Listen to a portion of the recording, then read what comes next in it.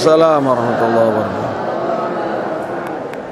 Alhamdulillahirabbil alamin wa bihi nasta'inu ala umuri dunya waddin wa sallallahu ala nabiyyina Muhammadin al-mab'uts rahmatan lil alamin wa ala alihi wa sahbihi wa man tabi'ahum bi ihsanin ila yaumil amma ba'd. Yang kami hormati Al-Ustaz Dr. Kiai Haji Agus Hasan Basori SDMAG selaku Ketua Dewan Pembina Purdapi Perkumpulan Lembaga Dakwah dan Pendidikan Islam Indonesia dan sekaligus pengasuh Pondok Pesantren Al-Um di Malang, Jawa Timur, dan beliau juga pengasuh Ma'had Ali Al-Aimah juga di Malang, Jawa Timur, dan beliau juga adalah salah satu anggota Rabithah Al-Muslimin Al-Alamiyah. Beliau juga banyak telah menghasilkan karya-karya besar, kitab-kitab, buku-buku yang telah beliau tulis. Di antaranya yang beliau akan sampaikan berkesempatan hari ini dengan judul 50 hadis pilihan Al-Imam An-Nawawi dan Imam Ibnu Rajab yang telah beliau sarah dan beliau ambil fawaidnya. Insyaallah akan disampaikan pada hari ini. Beliau telah melalui perjalanan ini dari tanggal berbaru, berangkat dari Malang, Jawa Timur, safari dakwah. Ini agendanya ada di banner ini, ya, kurang lebih ada 10 yang beliau nanti akan lalui, dan beliau bersama kita nanti hanya sampai pukul 11. Nah, untuk itu mohon dimanfaatkan waktu dengan baik, mohon ketenangannya kita simak. Beliau jauh-jauh dari Malang, Jawa Timur hadir di pesantren kita untuk memberikan ilmunya, maka kita harus bisa banyak mengambil faedahnya. Dan beliau juga menulis kitab atau buku yang nanti Bapak Ibu kalau mau berkenan membeli buku beliau bisa menghubungi di kantor. Harganya 75.000 per eksemplar. Ya. Kalau untuk Ustaz, insya Allah sudah semua beli, sehingga ini akan menjadi oleh-oleh untuk Bapak Ibu. Beliau tuliskan dengan buku ini, satu buku 1 juta kebaikan. Nanti beliau akan jelaskan apa maknanya. Sekali beli, keberkahan selamanya. Nanti insya Allah beliau juga akan jelaskan. Untuk itu sekali lagi kami mohon dengan hadirnya kita di masjid yang mulia ini, ketenangannya, kekhusyukannya, kita menyimak, mendengar, dan memperhatikan apa yang akan beliau sampaikan, insya Allah. Untuk itu waktu dan tempat kami persilakan kepada Bapak Kiai. Assalamualaikum warahmatullahi wabarakatuh.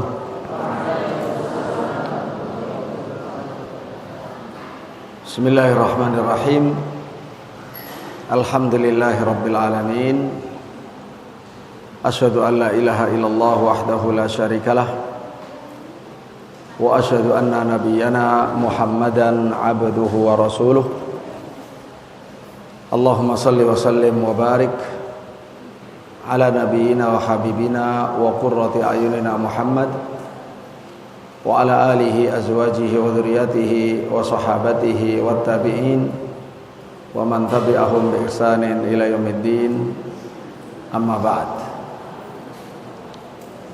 Yang kami hormati dan kita hormati bersama Ustadz Sofyan selaku pembina pesantren Qudwatuna, wakil dari Albina Bekasi, pimpinan Ustadz Aslam, dan semua guru-guru asatidzah yang berjuang di sini yang saya hormati pula, juga para bapak, para ibu jamaah yang ikut hadir memakmurkan masjid, dan tentunya sebelum memakmurkan masjid, memakmurkan hati masing-masing dengan adanya majelis taklim.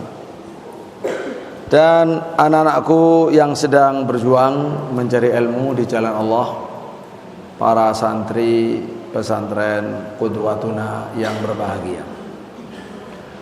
Alhamdulillah, dengan izin Allah Subhanahu wa taala kita dijumpakan oleh Allah pada hari ini. Kalau saya dengan para ustadz mulai tadi malam, kemudian anak-anak tadi pada subuh. Nah, ini untuk kali ketiga bagi anak-anakku dan sebagian asatidzah yang hadir, dan pertemuan pertama kali untuk para jamaah sekalian dari kota Bengkulu ini, dari Manna Bengkulu. Kita insyaallah ta'ala dalam pertemuan perkenalan ini, yang ini merupakan rangkaian dari safari pendidikan Islam dirayatan wa riwayatan. Bapak Ibu, namanya agak aneh karena ada ilmu baru di dalam. Safari pendidikan Islam diraya wa riwayah min khamsina hadithan jama'aha al-Imam Nawawi wa Imam Ibnu Rajab Al-Hambali ma'al fawaid al-mustanbata minha amlaha Syekhuna Syekh Abdurrahman bin Nasir Al-Barraq hafizallah, wa kadzalika mimma jama'na min syuruh atau min syuruhat arba'in nawawiyah al-ukhra. Para bapak, para ibu rahimahullah, ada ilmu baru dalam kajian kali ini melalui rangkaian safari pendidikan Islam. Jadi safari ini memang sengaja kita buat, di antaranya adalah untuk menyemarakkan, mensiarkan pendidikan Islam. Itu, tetapi kalau hanya pendidikan Islam biasa Bapak Ibu, yang menjadi luar biasa itu adalah diraya wa riwayah. Secara dirayah itu pemahaman, wariwayah secara periwayatan. Berarti ini ada metode ahli hadis Bapak Ibu, ada metode ahli hadis. Kan Islam itu ada Quran yang ahli namanya ahli Quran, ada hadis yang ahli di dalamnya namanya ahli hadis. Nah, kita ahlu sunnah yang mengikuti salafus saleh ini adalah mengikuti ahli hadis. Ahli hadis itu ya seperti Imam Syafi'i, Imam Ahmad rahimahumullah, itu contoh-contoh ulama ahli hadis. Ya, Imam Bukhari, Imam Muslim, Imam Abu Dawud, Tirmidzi, Nasai, Ibnu Majah, begitu. Jadi kita akan mengajarkan pendidikan Islam baik secara pemahamannya maupun periwayatannya dari kitab Arba'in Nawawi. Bapak Ibu pernah dengar namanya kitab Arba'in Nawawi? Pernah mendengar atau belum? Itu kitab sangat terkenal Bapak Ibu ya, namanya Arba'in Nawawi. Arba'in Nawawi itu kitab 40 hadis yang dihimpun oleh Imam Nawawi, 42 tepatnya. Lalu digenapkan, ditambahi oleh Imam Ibnu Rajab dengan 8 hadis, maka menjadi 50. Apa istimewanya 50 hadis ini? 50 hadis ini Bapak Ibu merupakan dasar bangunan agama Islam. Jadi hadis itu kan banyak, ratusan ribu hadis. Tetapi yang paling pokok, paling mendasar itu ada 50 yang dikoleksi oleh Imam Nawawi dan dilengkapi oleh Imam Ibnu Rajab. Jadi hadis ini hadis besar Bapak Ibu. Kalau kita ingin belajar Islam, mengerti dasar-dasarnya, ya harus belajar dari yang demikian, dari kitab Arba'in Nawawi. Nah, karena itu adalah hadis yang sangat penting Bapak Ibu dan anakku sekalian, maka para ulama sepanjang zaman selalu memperhatikan kitab ini, menerbitkan, mensyarah, ya, mengkaji, menyebarluaskan dan seterusnya. Salah satunya adalah apa yang kita terbitkan ini, kitabnya yang dalam bentuk bahasa Arab, ya. Yang dalam bahasa Arab seperti ini. Ini isinya apa? Isinya itu ada 50 hadis, lalu ada sanadnya sampai kepada Rasulullah SAW dari banyak ulama. Kalau saya aslinya meriwayatkan lebih dari 84 ulama, tapi yang saya muat di sini nama guru hanya 39 guru. Ada lengkap 39 guru dari 84 guru saya yang saya meriwayatkan Arba'in Nawawi, kemudian sambung sampai Rasulullah SAW. Nah, itu ada di buku ini. Lalu apalagi isinya? Isinya adalah ada penjelasan Bapak Ibu. 50 hadis karena penting dijelaskan oleh para ulama dalam bentuk poin-poin pelajaran. Nanti kita akan tahu. Kita belajar satu hadis saja sebagai contoh, ya. Satu hadis saja sebagai contoh. Nah, kalau kita bisa mengetahui contoh satu hadis, apa hadisnya, apa pemaknaannya, baru kita akan menyadari, mengetahui bahwa 50 hadis ini dengan karakter yang sama, sifat yang sama adalah sangat penting. Karena itu para ulama, para santri sudah menghafal hadis ini. Hadis Arba'in itu dihafal oleh para santri, disarah oleh para ulama. Nah, dari 50 hadis ini kita pilih setiap pertemuan satu hadis saja sebagai contoh, sekaligus sebagai dasar bagi pendidikan Islam.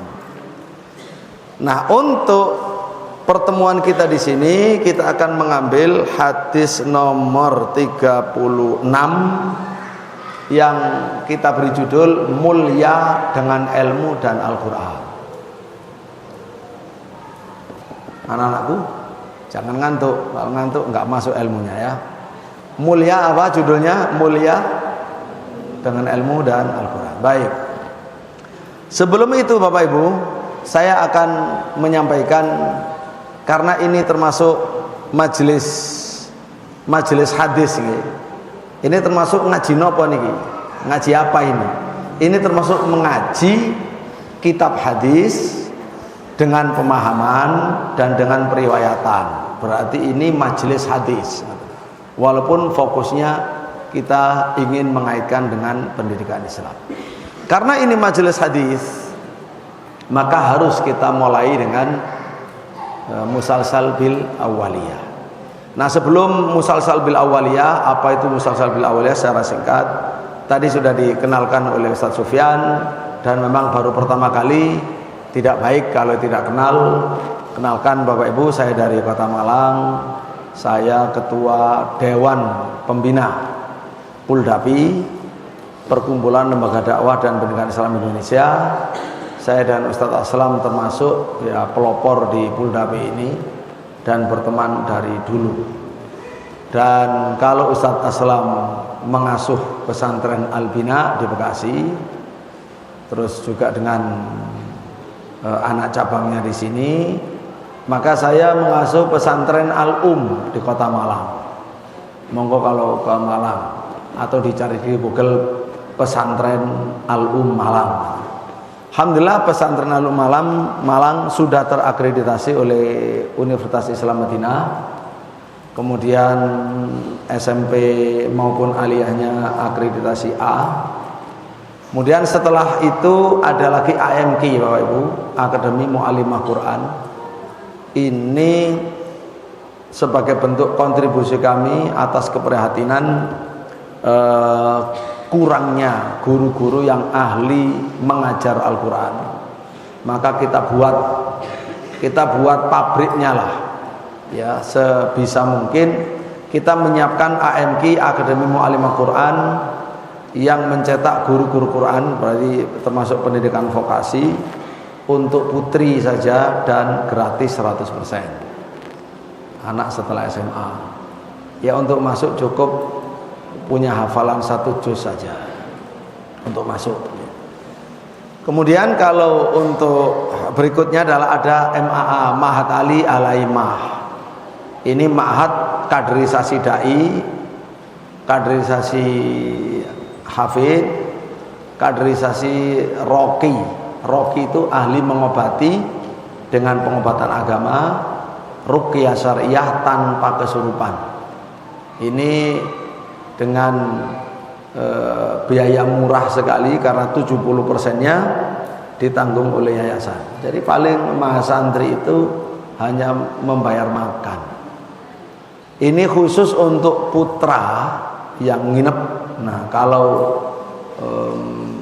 yang putri itu harus orang sana, datang pergi, ya, sepekan hanya sekali kalau yang pulang, ya. Kalau yang nginep ya wajib nginep, yaitu pendidikan full seperti pesantren yang lain. Dan dari MAA ini Bapak Ibu bisa S1 4 tahun, dapat ilmu dakwah, dapat tahfidz Quran, dapat ruqyah syariah, bisa praktek, banyak sekali pengalaman. Juga bisa S1 pendidikan Islam atau yang lain. Dan kalau bagus kita kirim ke Saudi, ya, ke Saudi, ke King Khalid University di kota Abha. Begitu Bapak Ibu rahimahullah. Kemudian selain itu tadi disampaikan oleh Ustaz Sufyan, jadi kitab Arba'in Nawawi yang sedang kita kaji di majelis-majelis dalam safari dakwah pendidikan Islam ini, itu yang kami tulis, yang kami cetak dan kami ijazahkan. Nah, termasuk alhamdulillah kenapa kita sampai punya guru banyak, karena saya anggota dari RMA Robitoh Al-Musnidin Al-Alamiyah. Ini kartu anggotanya Bapak Ibu, Ar-Robitotul Alamiyah Lil Musnidin, Ar-Robitoh Al-Alamiyah Lil Musnidin. Ya, ini nama saya Agus Hasan Basari bin Qamari As-Sanwi. Baik, ini bahasa Inggrisnya. Nah, Bapak Ibu rahimahullah, itu perkenalan mudah-mudahan cukup bisa dimengerti bahwa kami datang untuk apa, lalu kami dari mana. Ya, ini memang satu agenda yang biasa kami lakukan Bapak Ibu. Saya tahun 2010 sudah keliling Indonesia lewat jalan darat, naik mobil seperti sekarang juga. Ya, seperti itu. Dulu malah dari Malang sampai Aceh, sampai nyebrang Pulau Simelu. Begitu pula pulau-pulau yang lain. Nah, kali ini karena ada kitab Arba'in Nawawi kita lakukan, dan insya Allah dengan izin Allah ada kitab baru juga akan kita syiarkan melalui safari dakwah. Nah, musalsal bil awaliyah Bapak Ibu, namanya saja musalsal bil awaliyah. Apa itu?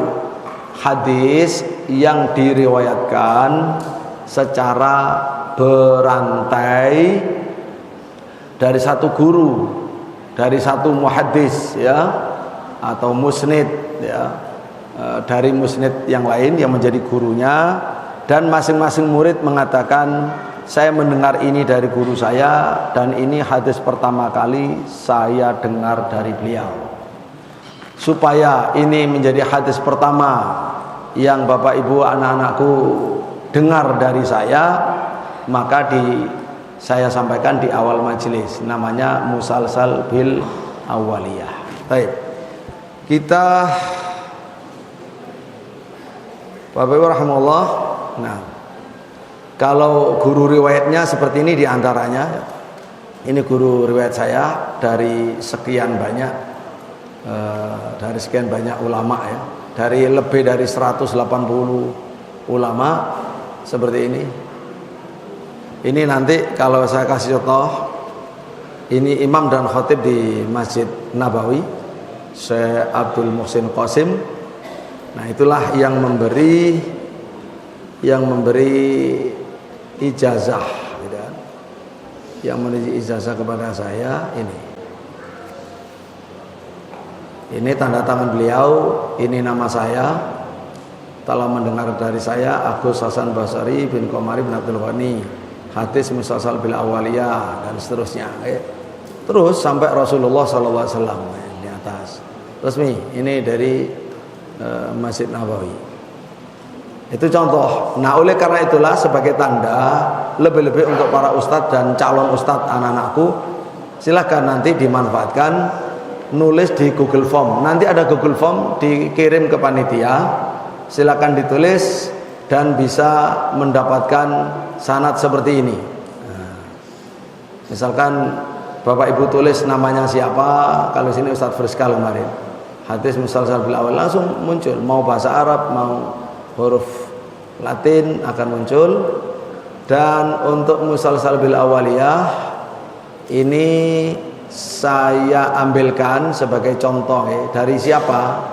Dari 180 ulama lebih saya ambil dari Syekh Dr. Abdul Muhsin Al-Qasim, dari Syekh Ahmad bin Abu Bakar Al-Habsyi, kemudian dari Syekh Abdullah bin Saleh Al-Ubaid, dari Syekh Muhammad Ziyad Tuklah At-Timishki.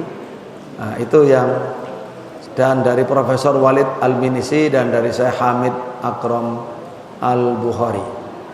Nah, setelah itu baru ini. Oleh karena itulah saya sampaikan Bapak rahimahullah bi asani di al-muttasilah ila Imam Sufyan bin Uyainah wa huwa qala wa huwa awwalu haditsin ini dari sini sebenarnya bi asani di al-muttasilah ila Abdurrahman bin Ibni Bashir bin Hakam An-Naisaburi qala haddatsani Sufyan bin Uyainah wa huwa awwalu haditsin sami'tu minhu wa ilaihi yantahi tasalsul bil awwaliyah wa huwa an Amr bin Dinar an Abi Qabus maula Abdullah bin Amr bin As an Abdullah bin Amr bin As. Ini kurang wawunya ini ya, Amr wawu seperti ini harusnya. Radhiyallahu anhuma anna Rasulullah sallallahu alaihi wasallam qala ar-rahimun yarhamuhumur rahman tabaraka wa taala irhamu man fil ardi yarhamkum aw qala yarhamukum man fis sama. Hadha hadithun jayyidul isnad ruwinahu fil musalsalat li Abil Faraj Ibnu Jauzi wa ghairu wa qad rawainahu sama'an fi sunan Abi Dawud wa Tirmidzi wa ghairihima an Sufyan bihi min ghairi tasalsul. Begitu untuk pembacaannya. Mari kita mulai dari berikutnya adalah pembahasan mulia dengan ilmu dan Al-Quran. Bapak Ibu rahimahullah, ngaji itu memang harus rutin, lama dan rutin. Kalau ngaji seperti tadi ada yang tidak paham, sangat maklum, tidak perlu memaksa untuk paham hari ini, karena harus ada ngaji berikutnya baru paham. Kalau ingin lebih dalam menelaah siapa guru-guru kita yang banyak itu, bisa dipelajari di website saya agushasanbasari.com. Di sana lengkap, jadi pelajari, dilihat, kan tenang itu. Nah, dari harapan saya kalau ada nggak fahamnya dalam sebuah majelis ilmu, lanjutkan belajar, bukan berhenti. Lanjutkan belajar, karena betapa banyak ilmu yang belum kita ketahui. Ibu-ibu ngaten ya, ibu-ibu, kalau ada yang nggak paham, lanjutkan belajar, bukan malah berhenti. Aku ngaji nggak paham sama sekali. Ya maklum ilmunya baru, sama juga baru ngaji. Nah, jadi perlu dimaklumi begitu kaidah mencari ilmu. Dan majelis ilmu itu bukan satu, ada majelis riwayat saja, ada majelis diroyat saja. Bapak-ibu kalau ngaji pengajian biasa, tidak ada sanad, tidak ada riwayat, itu namanya pengajian diroyat. Ya memang ngaji untuk isinya. Ada pengajian isinya riwayat saja, itu namanya ngaji riwayat. Ada ngaji kombinasi seperti hari ini. Ada riwayatnya, ada pemahamannya, namanya dirayah wa riwayat. Baik anakku, bisa dimengerti? Para ustaz, ahlan wa sahlan Bapak Ibu yang baru datang. Mari kita mulai berikutnya soal mulia dengan ilmu dan Al-Quran. Setelah ini baru kita ngaji yang di hadis 36 Arba'in Nawawi. Setelah itu adalah pemberian ijazah sanad. Setelah itu boleh tanya jawab, boleh langsung kita tutup. Bapak Ibu rahimakumullah, mulia dengan ilmu dan Al-Quran. Jadi kita mulia karena ilmu, mulia karena Al-Quran. Jadi kalau ingin mulia harus berilmu dan harus belajar Al-Quran. Apa itu mulia? Biar kita punya gambaran. Mulia dalam kamus bahasa Indonesia, Bapak Ibu. Mulia itu adalah maknanya tinggi. Ya, kedudukan yang tinggi, pangkat, ya, martabat. Ya, itu artinya mulia. Orang mulia, orang tinggi, orang tertinggi, orang terhormat, orang punya kedudukan, orang punya pangkat, orang punya martabat. Khususnya di hadapan Allah, khususnya di hadapan Allah. Saya tanya sekarang, kalau orang di penjara, ditangkap lalu di penjara, itu mulia apa hina? Ayo coba dipikir dulu, mulia apa hina? Ngelihat kasusnya. Nggih, kalau kasusnya seperti Nabi Yusuf di penjara apa tidak beliau? Di penjara, mulia apa hina? Mulia. Ada orang di penjara itu walaupun di penjara tapi mulia karena dia berada dalam kebaikan. Ya, di penjaranya karena dizalimi. Nah, sehingga yang hina yang memenjara. Tapi yang dipenjara adalah mulia. Ada orang tidak, tadi itu ada orang tidak di penjara, dia hidup bebas. Tetapi dia koruptor, dia maling, dia penipu, dia merusak, memusuhi agama dan seterusnya. Walaupun dia punya pangkat, tapi dalam pandangan agama orang itu orang hina. Bisa dimengerti? Jadi itulah kita harus mengerti pandangan mulia. Jangan hanya mulia itu identik punya jabatan di pemerintahan, punya jabatan di masyarakat. Bukan itu. Ya, lebih dari itu kita kembalikan kepada makna aslinya. Mulia itu orang yang luhur, orang yang tinggi, punya kedudukan, punya pangkat, punya martabat, dia terhormat, khususnya di hadapan Allah, di hadapan kaum mukminin. Walaupun dihinakan oleh manusia, seperti Nabi diusir. Nabi diusir apa tidak dari Mekah? Diusir. Apakah Nabi hina karena diusir? Apa? Nabi bagaimana? Mulia atau hina? Mulia. Karena diusir karena perjuangannya. Nah, itulah biar kita mengerti. Oh, itu mulia. Jangan sampai mulia itu, ya itu gampangannya hanya orang yang dielulukan di mana-mana. Oh, bukan itu ya.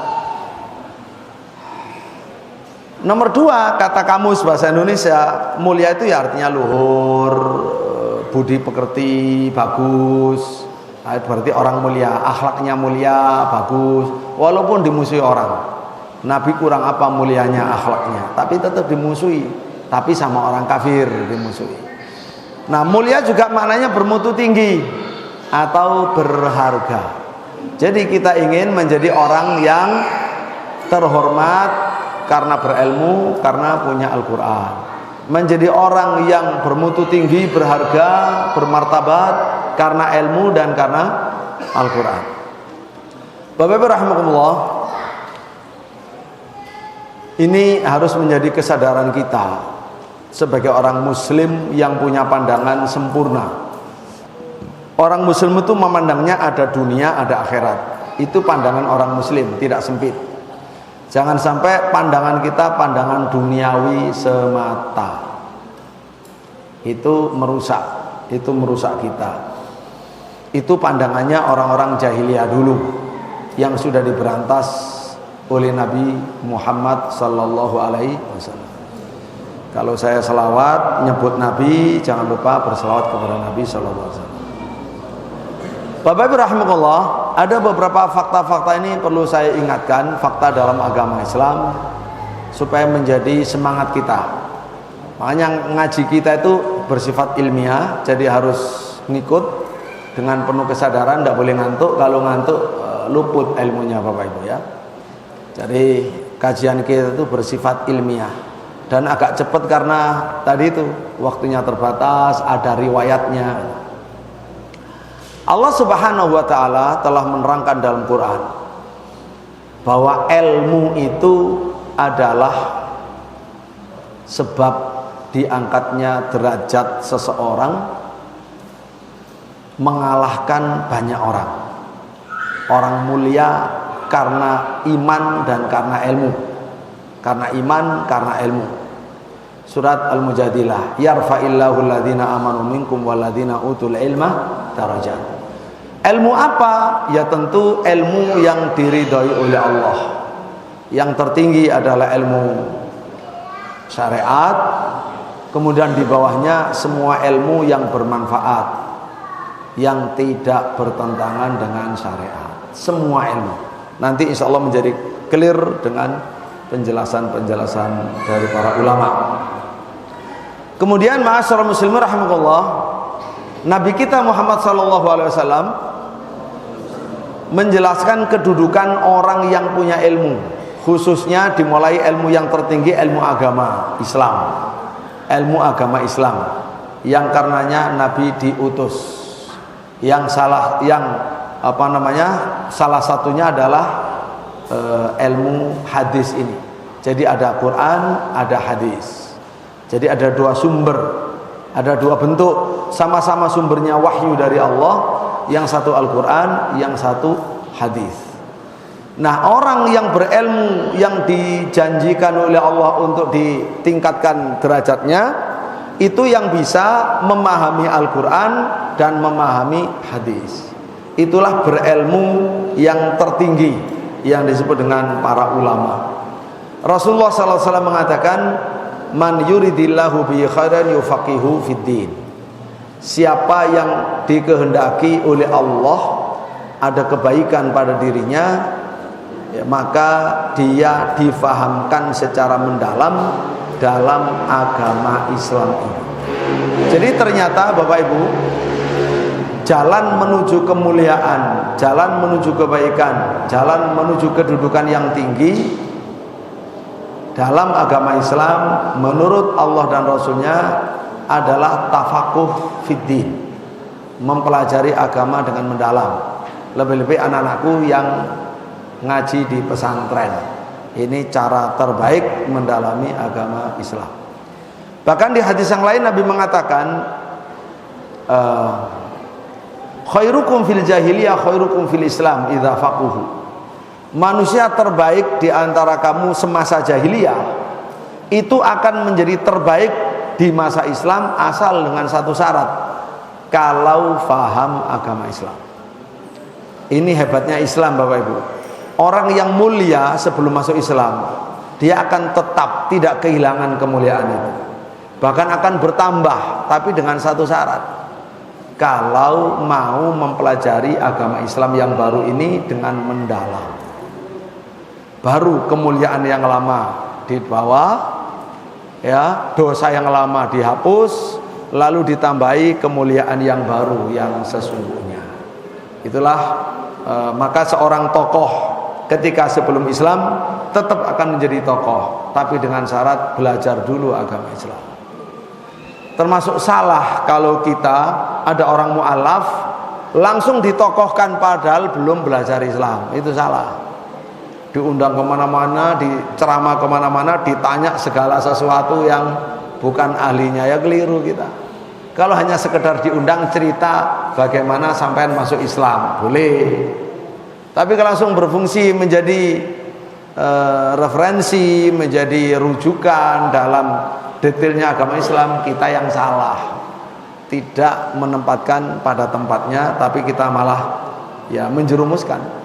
Mestinya kita ajak, kita minta, kita fasilitasi mendalami agama dulu, baru menjadi ulama. Tetap menjadi ulama, ya, menjadi pemimpin, tidak akan kehilangan dia.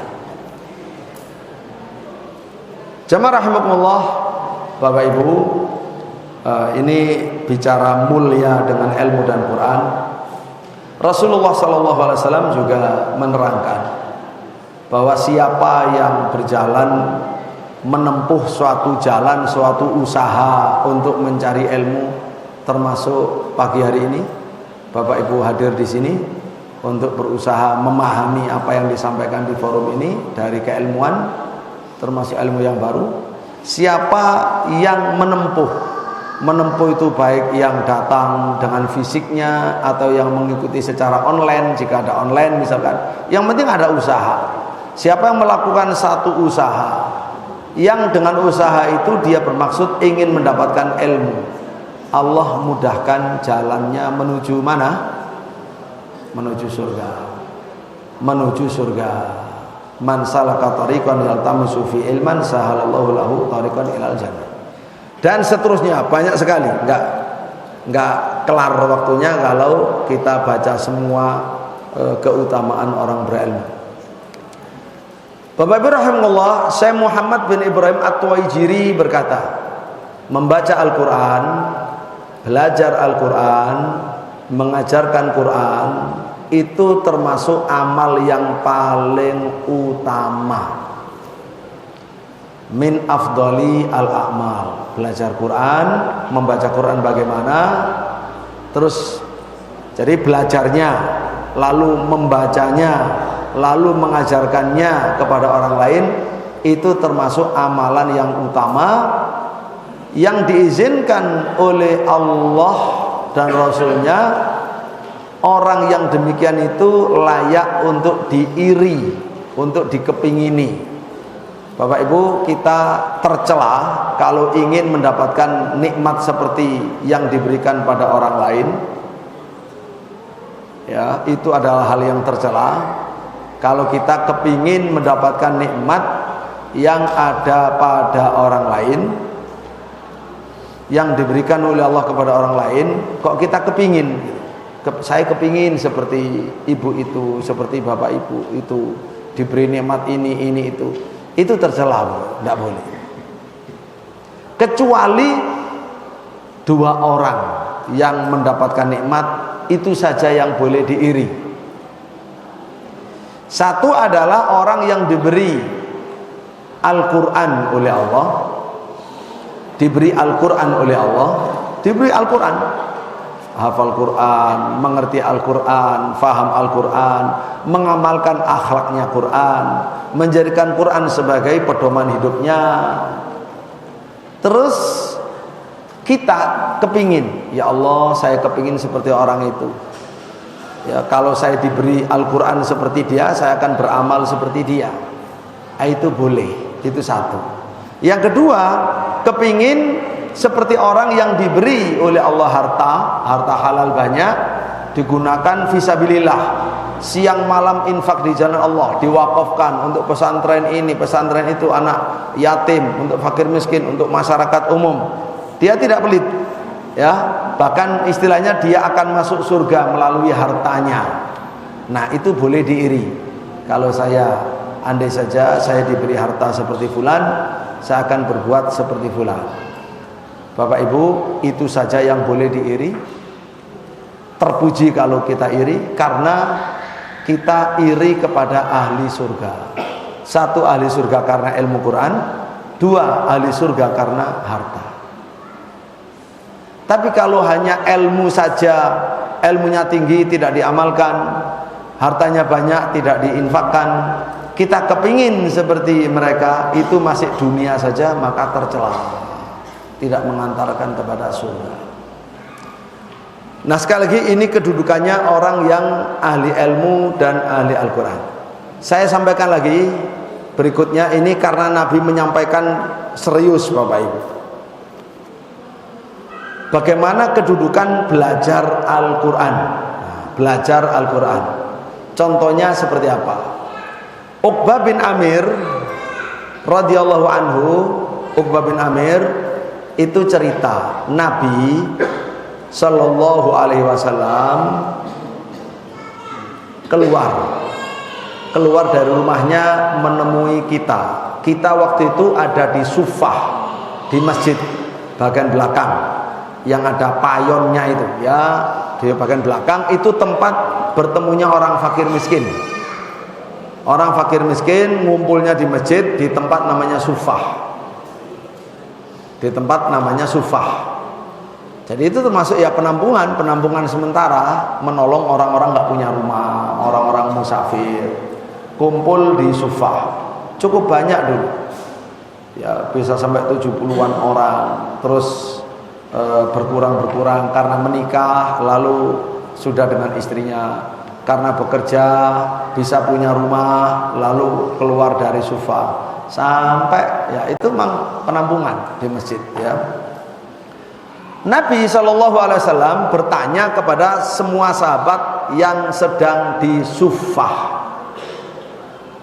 Kata Nabi begini, ayo siapa di antara kalian yang senang kalau setiap hari pergi menuju Budhan atau pergi menuju Akik, lalu dari sana dia mendapatkan 2 onta. 2 onta ini onta yang besar, punuknya yang besar semakin mahal. Tiap hari ya ngambil gratis, tiap hari pergi ke Budhan, pergi ke Akik, dapat 2 onta besar.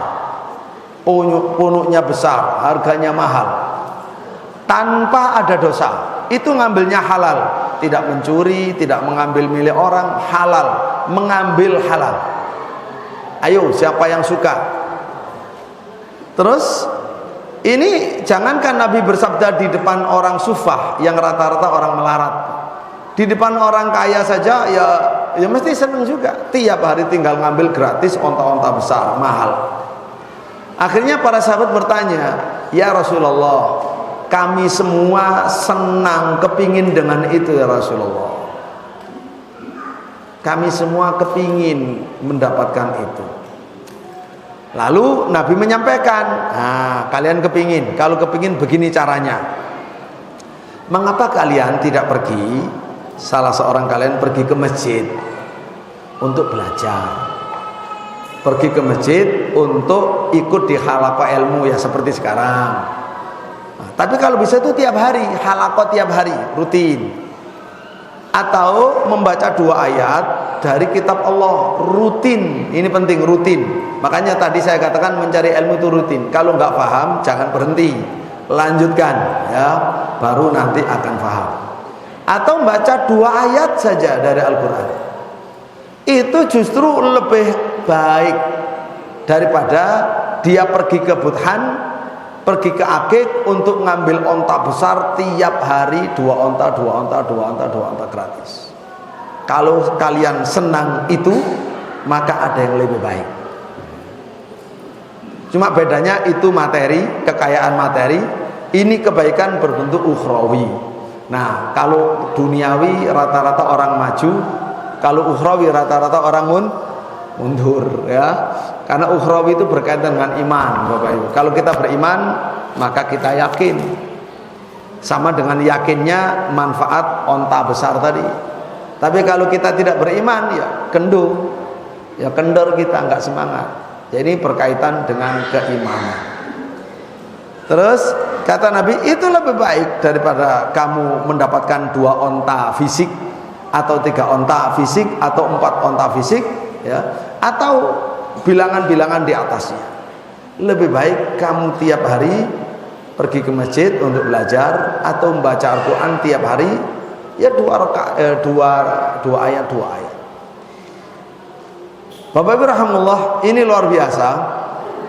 Budhan itu tempat di Madinah, dari selatan hingga ke barat. Ya. Kemudian Akik itu adalah satu lembah di Madinah, banyak menyimpan air. Jauhnya itu lebih dari 100 km ke arah selatannya.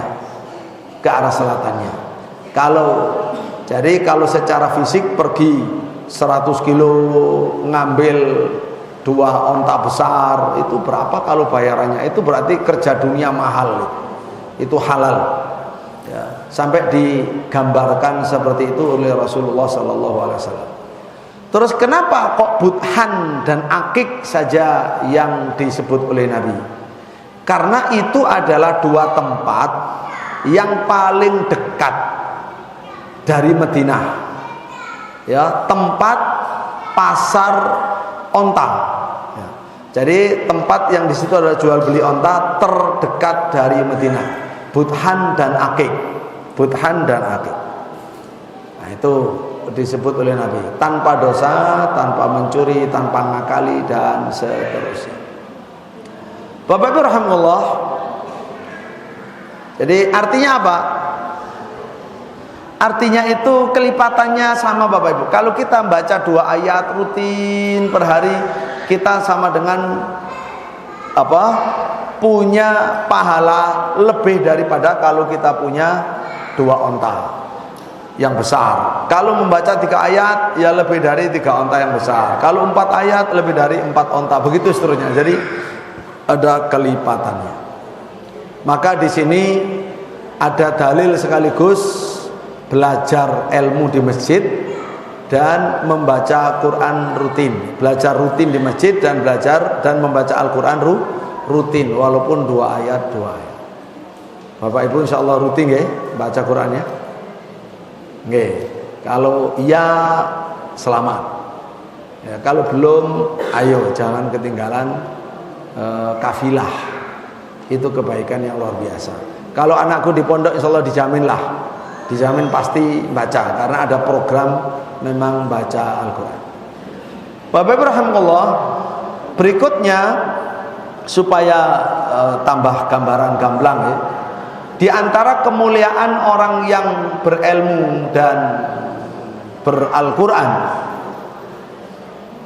orang yang belajar maupun yang mengajar itu betul-betul dimuliakan oleh Allah, sampai seluruh para malaikat, seluruh penduduk langit dan bumi, sampai hewan-hewan seperti semut yang ada di lubangnya di rumahnya, sampai ikan yang ada di lautan, semuanya berdoa, mendoakan baik para guru yang mengajarkan kebaikan.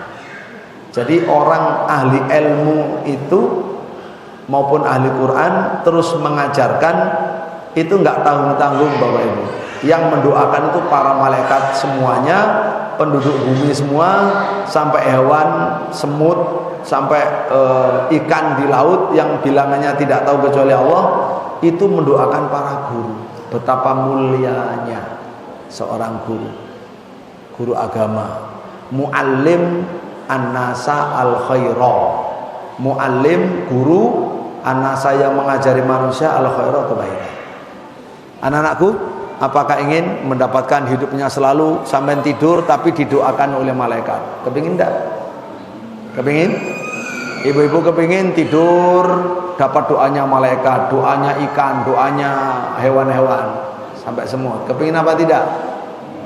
Kalau kepingin, mari menjadi orang yang ahli menyebar kebaikan. Tidak harus menjadi ustadz. Ya, pokoknya peduli dengan orang lain, dengan kebaikan, menasihati, ngomong. Ya, setiap ngomongnya itu ngomong baik, ngarahkan baik, menunjukkan baik. Itu sudah muallim, walaupun profesinya pedagang, apalagi profesinya muallim. Maka berbahagialah orang-orang yang berilmu, punya ilmu, lalu mengamalkan ilmunya, mengajarkan pada orang lain, walaupun dia seorang saudagar, dia seorang pengusaha, dia seorang pejabat, ya. Tapi karena dulu santri, Maka walaupun pengusaha, ya pengusaha yang santri. Walaupun pejabat, pejabat yang santri. Alangkah mulianya kedudukan orang-orang ini. Baik, Bapak Ibu rahimahullah, para ulama di Saudi ya yang tergabung dalam komite tetap untuk fatwa Lajnah Daimah itu berfatwa Bapak Ibu supaya tidak iri ya. Kok hanya tadi disebut ilmu syar'i ya, terus Al-Qur'an ya, terus kalau ilmu-ilmu umum bagaimana? Mari kita baca. Kata fatwa Lajnah Daimah, semua ilmu agama, ilmu agama dan semua ilmu alatnya, ilmu agama dan ilmu alat. Ilmu agama ini contohnya apa? Contohnya apa? Ilmu apa? Ilmu tauhid, ilmu fikih, terus ilmu tafsir, ilmu hadis, itu ilmu agama ya? Ilmu akhlak. Nah kalau ilmu alat, ilmu alatnya apa? Bahasa, nahwu, shorof, balaghah, ilmu usul fikih, usul hadis dan seterusnya ya? Itu ilmu sarana.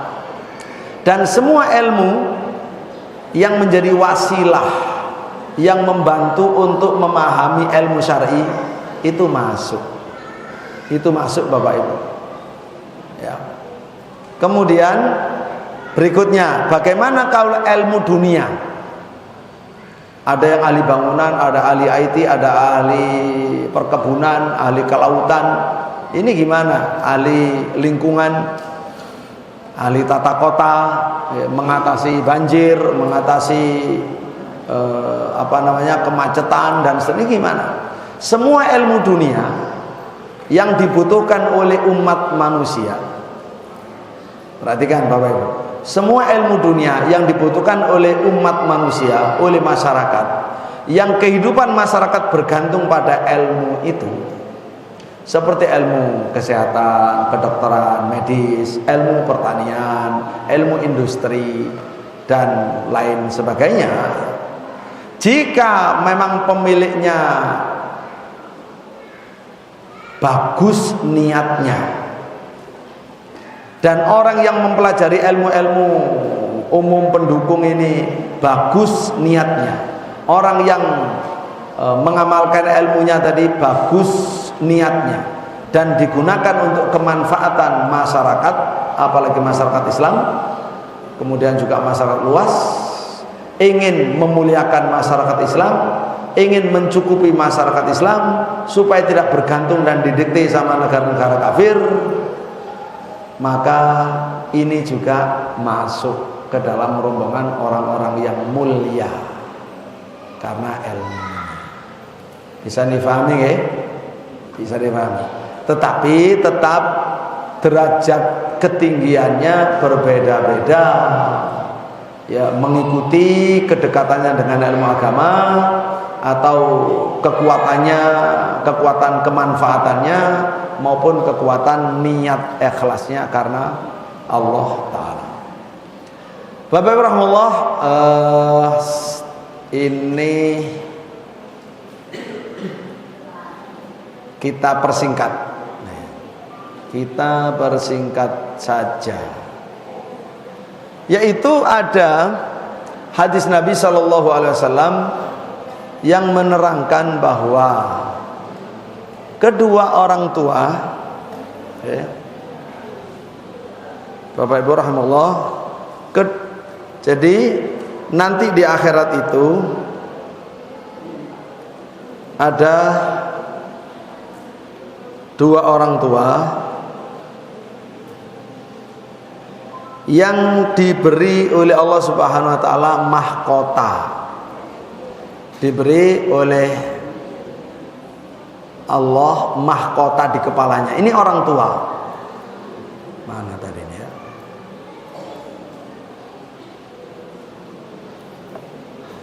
Diberi mahkota, hadisnya begini, siapa membaca Al-Quran dan mengamalkan isinya, maka kedua orang tuanya nanti di hari kiamat kepalanya itu akan disematkan pada kepalanya, akan dikenakan pada kepala kedua orang tuanya satu mahkota yang sangat gemerlap, lebih indah daripada gemerlapnya matahari di rumah-rumah dunia. Dan itu. Nah, hadis ini Bapak Ibu rahimakumullah, ada saking mulianya orang belajar Quran dan mengamalkan Quran sampai-sampai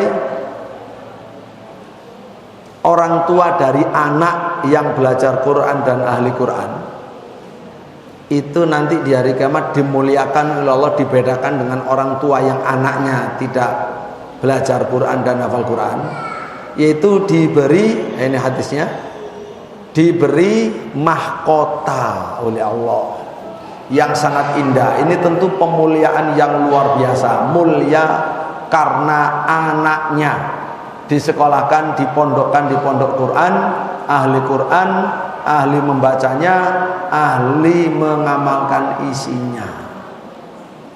Ibu-ibu kepingin di hari kiamat dimuliakan dengan diberi mahkota oleh Allah? Ingin ya, bapak-bapak juga?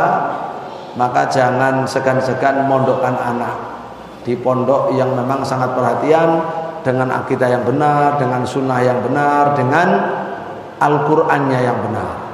Itu penting. Ya, walaupun bapak ibu tidak ahli di bidang Quran, tapi sudah kepingin anaknya, lalu difasilitasi anaknya, disekolahkan, dibiayai, anaknya ahli Quran. Masya Allah, betapa bahagianya orang tua gara-gara sudah punya andil menyebabkan anaknya ahli Al-Quran. Ini diantara sekian banyak pemulia karena ilmu dan karena Al-Quran. Begitu Bapak Ibu rahimahullah. Sekarang mari kita pindah ke hadis. Pindah ke hadis yang punya kitab ini. Ini ada versi ini yang Arab Bapak Ibu.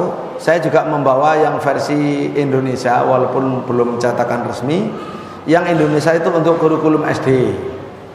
Yang Arab ini untuk kurikulum mulai SMP dan bisa untuk ngaji rutin di masjid-masjid, ya. Saya ngaji rutin di banyak masjid. Ini hadis nomor 36 halaman 66. Saya bacakan biar bisa membaca bersama. Pelan-pelan sekarang Bu nggih.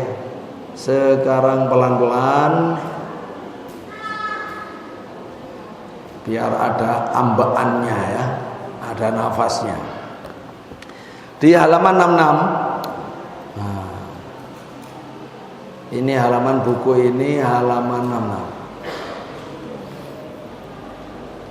Jadi judulnya Fadlu i'anatil muslim wa talabil ilmi wa majalisil Quran. Keutamaan menolong orang muslim, keutamaan mencari ilmu, keutamaan majelis Quran.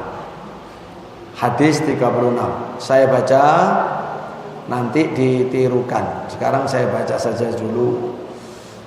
An Abi Hurairah radhiyallahu anhu an Nabi sallallahu alaihi wasallam qala man naffasa an mu'minin qurbatan min qurabid dunya naffasallahu anhu qurbatan min qurabi yaumil qiyamah wa man yassara ala mu'sirin yassarallahu alaihi fid dunya wal akhirah wa man satara musliman satarahu Allahu fid dunya wal akhirah wallahu fi aunil abdi ma kana al abdu fi auni akhihi wa man salaka tariqan yaltamisu fihi ilman sahalallahu lahu bi tariqan ilal jannah wa majtama'a qaumun fi baitin min buyutillahi yatluna kitaballahi wa yatadarasunahu bainahum illa nazalat alaihim sakinah wa ghasyiyat ar-rahmah wa ghasyiyatuhumur rahmah wa hafathumul malaikah wa dzakarahumullahu fi man 'indah wa man batta'a bihi 'amaluhu lam yusri' bihi nasabuh. Rawahu Muslim bihadzal lafzi. Monggo dibaca sekali saja menirukan biar tambah pahala. An Abi Hurairah radhiyallahu anhu anin nabiyyi sallallahu alaihi wasallam man nafasa an mu'minin kurbatan min kurabid dunya nafasallahu anhu kurbatan min kurabi yaumil qiyamati wa man yassara ala mu'sirin yassarallahu alaihi fid dunya wal akhirah wa man satara musliman satarahullah fid dunya wal akhirah wallahu fi aunil abdi maka al abdu fi auni akhi wa man salaka tariqan yaltamisu fihi ilman sahalallahu lahu bihi tariqan ilal jannah wa majtama'a qaumun fi baitin min buyutillah yatluna kitaballah wa yatadarasunahu bainahum illa nazalat alaihi musakinatu wa ghasyiyatuhumur rahmatu wa haffathumul malaikatu wa dzakarahumullahu fi man indah wa man batta'a bihi amaluhu lam yusri bihi nasabuhu rawahu Muslim di hadzal lafzi. Bapak Ibu rahimahullah, coba sekarang bertahap kita terjemah saja dulu baru dipelajari fawaidnya.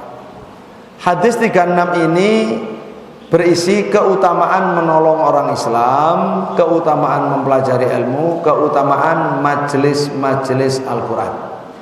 Dari Abu Hurairah radhiyallahu anhu, dari Nabi sallallahu alaihi wasallam, Rasulullah itu bersabda, man nafasa, barang siapa melonggarkan, an mukminin, dari seorang mukmin, kurbatan, satu kesulitan, min kurabid dunya, jadi kurbatan ya satu musibah, musibah yang menghimpit, ya, musibah yang menimpa, yang membuat sedih, satu musibah, min musibah min kurabid dunya, dari musibah-musibah yang ada di dunia ini. Siapa yang melonggarkan seorang muslim dari kesulitan yang menimpanya, dari musibah yang menimpanya, dari berbagai macam musibah dunia, terserah bidang apa saja, maka Allah memberi pahala nafasallahu anhu, Allah akan melapangkan dari orang itu kurbatan, ya, akan menghilangkan dari orang itu satu musibah, satu bencana, min kurabi yaumil qiyamah, dari bencana-bencana di hari kiamat, ya, orang itu akan dibebaskan. Wa man yassara, siapa yang memudahkan, ala mu'sirin, atas orang yang sedang dalam kesulitan. Ada orang yang sulit, dalam kesulitan, terus kita mudahkan, kita bikin dia mudah, yassarallahu alaihi fid dunya wal akhirah, maka Allah akan membalas dengan memberikan kemudahan kepada orang itu, baik di dunia maupun di akhirat. Wa man satara musliman, siapa yang menutupi aib seorang muslim. Orang muslim punya aib sembunyi-sembunyi, kita tahu, karena dia punya rasa malu, dia sembunyi-sembunyi, ya udahlah kita tutup, kita menutupinya karena Allah. Maka satarahullah, Allah akan memberi balasan, Allah akan menutup aib orang yang menutup aib saudaranya itu, ditutup di dunia dan di akhirat. Bapak Ibu, siapa yang tidak punya aib di antara kita? Oleh karena itulah, kalau kita tidak ingin dibongkar rahasia kita, mari kita menutupi rahasia saudara kita. Kalau orang melakukan kejahatan terang-terangan, nah itu dia tidak punya kehormatan. Boleh dirasani, boleh, ya. Tapi kalau pribadi sembunyi-sembunyi tidak boleh, harus dilindungi. Seperti kalau kita punya dosa pribadi terus kita tidak ingin diketahui orang, seperti itu, ya. kita pun tidak membuka aib orang yang memang itu rahasia. Wallahu fi aunil abdi, Allah akan menolong hamba, maka anal abdu, selagi hamba itu fi auni akhi, dalam pertolongan saudara, selagi dia menolong saudaranya. Waman salaka tariqan, siapa yang menempuh satu jalan, satu usaha, yaltamisu fihi, dia mencari di usaha itu, di jalan itu, ilman, satu ilmu, sahalallahu lahu bihi tariqan ila jannah, dengan mencari ilmu itu Allah memudahkan untuknya jalan menuju surga.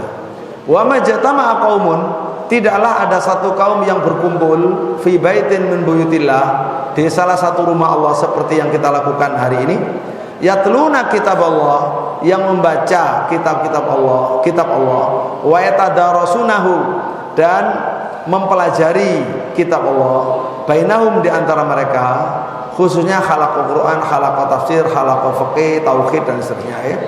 Illa nazalat, kecuali Allah, kecuali diturunkanlah alaihimus sakinatu,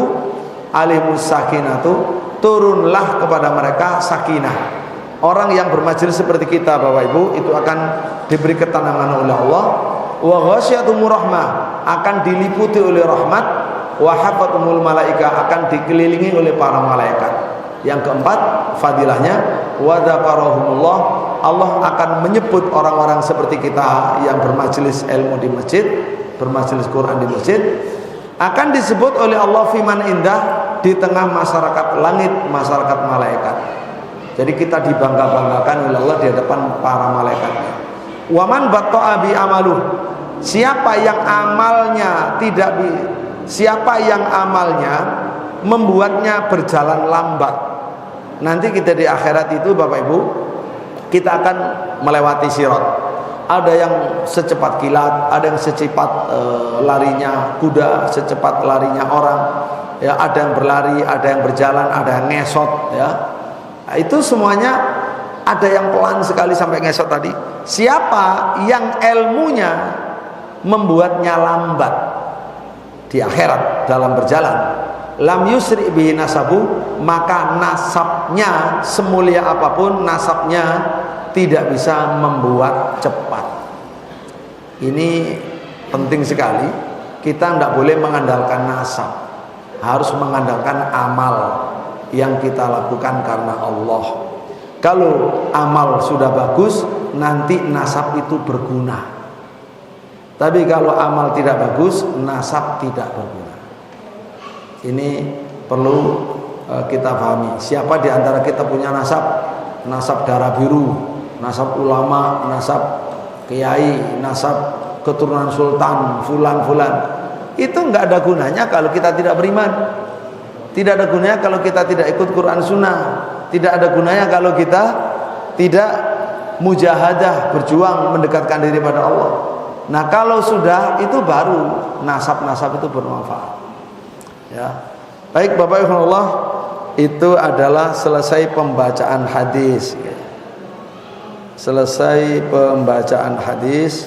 Kalau mau selingan ada tambahan pertanyaan dulu boleh ya, kita perbolehkan. Fadhal, monggo MC, gimana kebijakannya?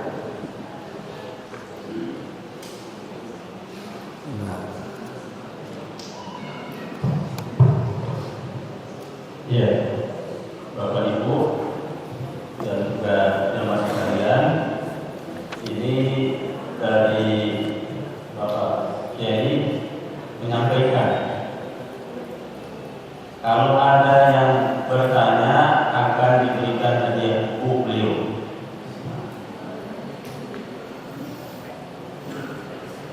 Jadi yang mengajukan pertanyaan malah dikasih buku. Cuma tanya dikasih buku, bukan jawab ini, bukan jawab. Ya, ini tanya. Ya, dari bapak-bapak 2 orang, dari ibu 2 orang. Ya, silakan, Bapak.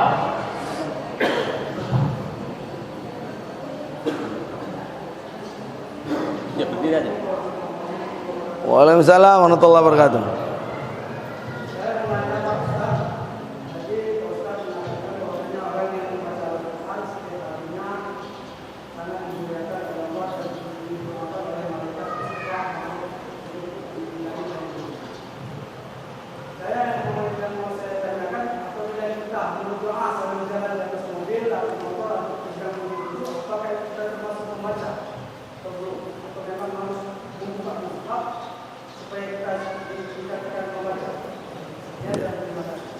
Nggih. Baik, barakallahu fikum. Ya, sama catat namanya nanti terakhir aja ya. Membaca Al-Qur'an. Tilawatul Quran. Itu berbeda dengan membaca dalil. Seorang khotib membaca dalil Quran. Seorang guru menerangkan, seorang kiai menerangkan pengajian berhujjah dengan Quran. Ketika saya menerangkan dengan membaca Al-Quran, dengan menyebut dalil Quran, saya tidak disebut membaca Quran, tapi saya menyebutkan dalil dari Quran. Seorang khotib tidak disebut membaca Quran, tapi membacakan dalil dari Quran. Karena itu tidak dianjurkan membaca a'udzubillahi minasyaitonirrajim pada saat khutbah, pada saat menyampaikan, mengajar begini, tapi langsung qala Allah Ta'ala. Membaca Al-Quran itu memang sengaja membaca dari Al-Quran yang biasanya ditandai lebih dari satu ayat, namanya membaca. Bisa dengan membuka mushaf, membaca satu halaman, dua halaman, satu juz, itu namanya membaca Al-Quran. Di situ ada isti'adzahnya. Nah, makanya Nabi tadi juga menyebut 2 ayat kan, minimal dari itu udah membaca 2 ayat. Jadi lebih dari 1 ayat. Kalau berhujjah kan 1 ayat, bisa potongan ayat. Itu yang dianjurkan untuk isti'adzah. Bisa juga dari hafalannya. Bisa juga dia sengaja murojaah, nyetel murotal sambil menirukan. Ya, sambil menirukan. Nah, itu fadilah mendengar Quran kalau dia hanya mendengar. Tapi kalau dia yang membaca, dia fadilah membaca Al-Quran. Ya. Jadi masing-masing punya fadilah sendiri. Kita membaca Quran, kita mendengar Quran, ya, kita mengajarkan Quran, kita menyampaikan dalil Quran gitu. Jadi yang dimaksud oleh Nabi tadi itu ibadah rutin, ibadah membaca Al-Quran. Ada ibadah belajar Al-Quran, ada ibadah membaca Quran, ada ibadah menghafal Quran, ada ibadah mengajarkan bacaan Quran, tahsin Quran, hafalan Quran, dan lain sebagainya. Jadi termasuk apa tidak tergantung dia memang membaca atau cuma mendengarkan. Kalau mendengarkan, ia dapat pahala mendengarkan. Kalau membaca masuk di dalam tadi rutin minimal 2 ayat minimal gitu ya. Begitu. Wallahu taala alam. Pak sinten namanya? Bapak sinten? Pak Abu Ridho. Pak Abu Ridho. Nggih. Baik, ganti. Silakan. Biasa.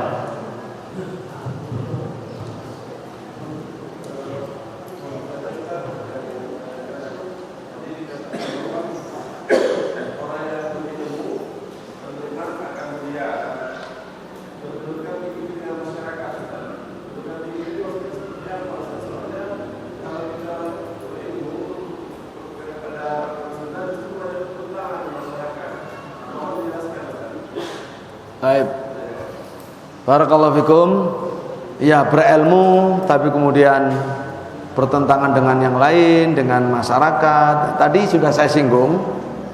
Rasulullah SAW gara-gara berilmu dan menyebarkan ilmu, apalagi ilmu tauhid, terus diusir dari Mekah. Ya, bahkan disiksa. Sahabatnya disiksa, ada yang mati, ada yang wanita disiksa mati, wafat, mati syahid radhiyallahu anhum. Nabi diusir, anaknya, putrinya, menantunya pergi ke Ethiopia, Nabi sendiri pergi ke Madinah. Makanya tadi pertanyaannya, apakah Nabi saat diusir sebagai orang mulia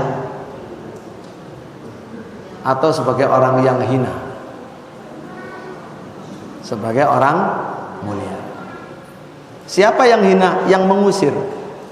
Ini orang ngaji kok dimusuhi, ini orang ngaji kok dihalangi, ini orang ngaji kok dilarang, padahal cuma mengajarkan qala Allah qala Rasul. Sampai Nabi itu sebelum pergi ke Madinah itu kan mencari cara. Dia itu mendatangi di musim-musim haji, didatangi semuanya siapa yang mau membawa aku ke kampungnya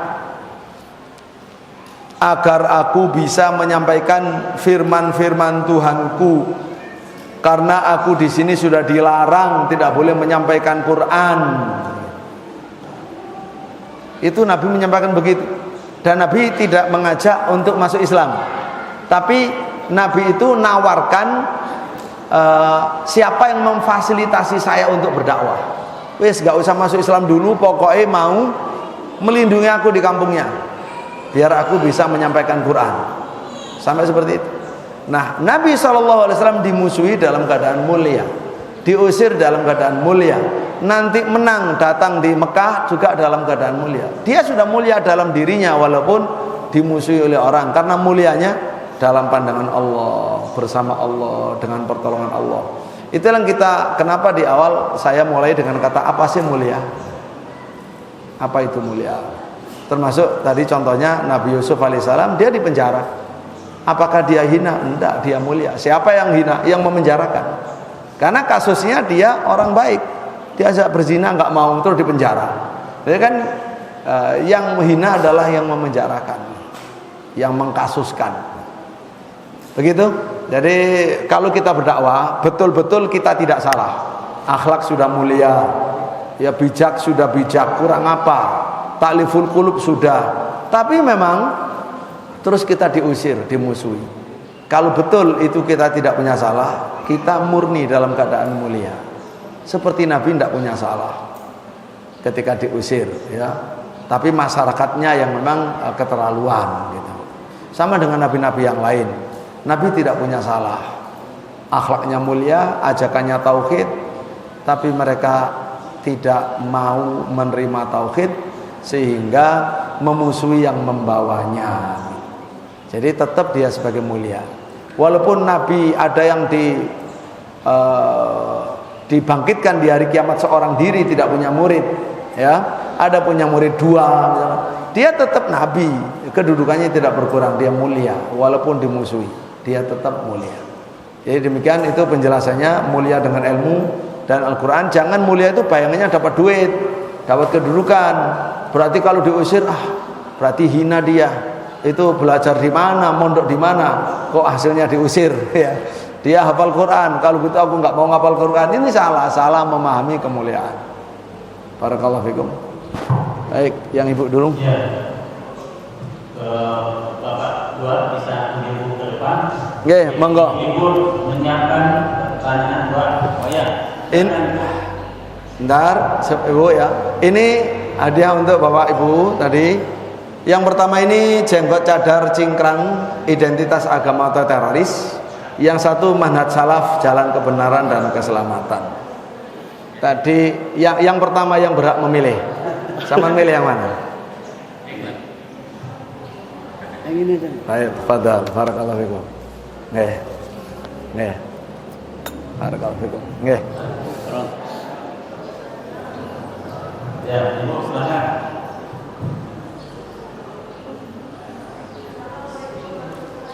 Waalaikumsalam warahmatullahi wabarakatuh.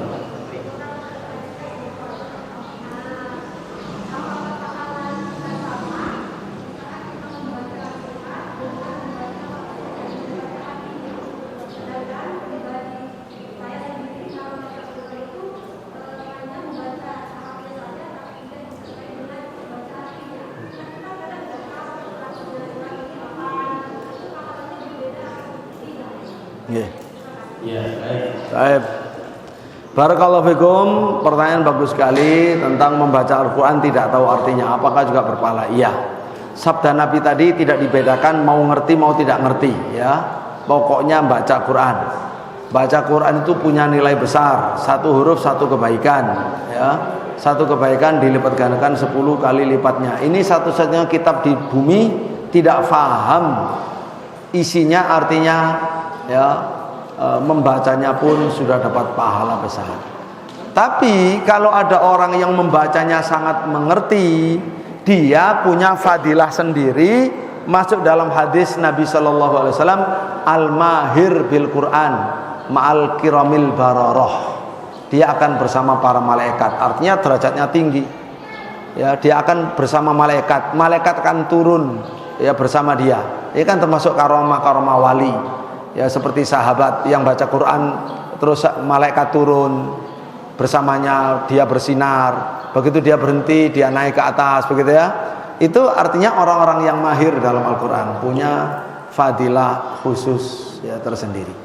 Nah, yang kedua, hadis juga demikian. Ada hadis itu fadilah. Nah, makanya ini kenapa saya menyampaikan hadis arba'in.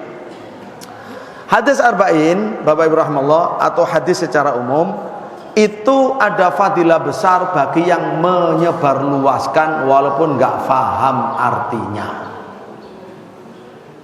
Nabi bersabda, man sami'a minni maqalatan fa wa'aha kama sami' thumma addaha ya fa wa'aha wa addaha kama sami'. Siapa faruba mubalaghin aw amin sami', siapa yang mendengar dari aku satu sabda, satu ucapan, satu hadis, lalu dia hafal, lalu dia sampaikan, dia riwayatkan ke orang lain, ya bisa jadi orang yang menerima itu lebih paham artinya daripada dirinya yang meriwayatkan, ya. Maka orang seperti ini, orang yang menyampaikan ini, wajahnya akan diberi berseri-seri di hari kiamat, artinya akan dimasukkan ke dalam surga. Wujuhu yauma idzin nadhirah, walaupun tidak faham. Ini fadilah meriwayatkan hadis, ya, walaupun tidak faham. Kalau faham, ya tentu ada kemuliaan tersendiri. Barakallahu fikum. Demikian. Ya, baik, satu lagi dari Ibu. Ya, silakan Bu. Yo, yang mana ini? Ayo, agak melok-melok. Berarti ibu yang sudah kadung berdiri nih kayaknya, ya. Waalaikumsalam warahmatullahi wabarakatuh.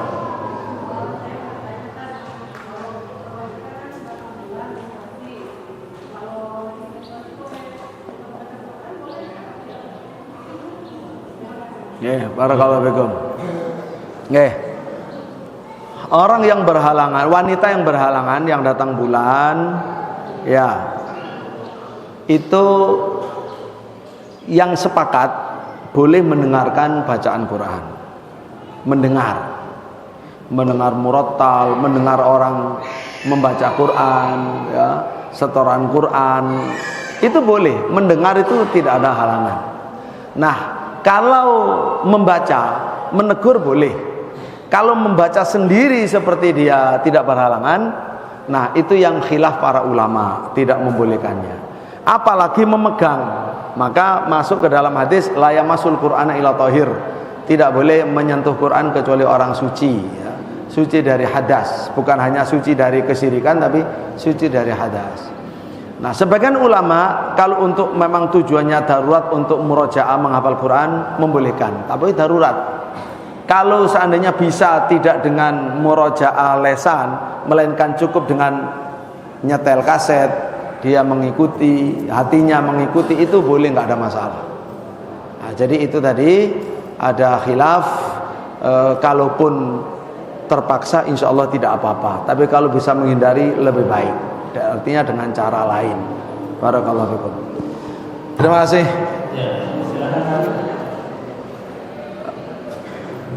Ini ibu yang pertama milih yang mana? Yang ini atau yang ini? CCC atau mana salah? Kalau ini tulisan, kalau ini terjemahan sama tulisan. Ini karya Imam Abu Syama As-Syafi'i, mazhab Syafi'i, mengkritik orang-orang yang jumud atau orang-orang yang kebablasan. Jadi harusnya ikut Quran Sunnah gitu. Kalau ini memang tematik untuk mengatasi gara-gara dulu ada Menteri Agama yang mengait-ngaitkan dengan jenggot dilarang, militan, radikal dan seterusnya. Nah, itu ini saya tulis. Yang mana? Yang ini. Monggo. Berarti ibu yang ini dulu. Ini yang kedua. Ya, baik. Terima kasih Bapak Ibu sekalian. Ini sudah pukul 10.31. Beliau hanya sampai pukul 11. Jadi ada sisa 49 menit. Baik. Tapi baru dibaca hadis dari hakikat. Nah, sekarang adalah kawaidnya. Ya insyaallah contoh fawaid nggih, contoh fawaid.